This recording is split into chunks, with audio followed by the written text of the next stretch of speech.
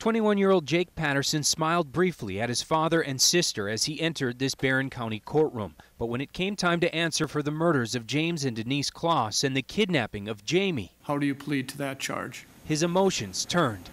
Take your time. Take a deep breath. One deep breath.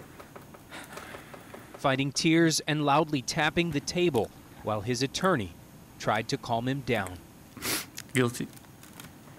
Patterson's father and sister were his only family members in attendance and broke down as the judge informed Patterson that he could spend 2 consecutive life sentences in prison. There was less emotion from the family of Jamie Kloss, who filled an entire side of the courtroom.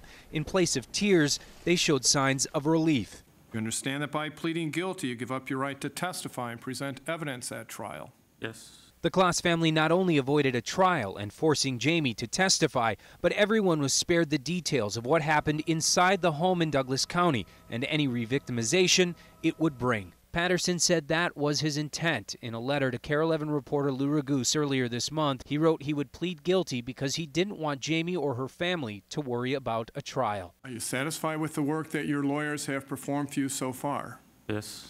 Today, his attorney confirmed it. Mr. Patterson has wanted to enter a plea from the day we met him, and we needed to really consider our own due diligence. We needed to read all the discovery. He has always been consistent in his statements and his belief that this is exactly what he wants to do. There was one final aspect that kind of surprised everyone in the courtroom.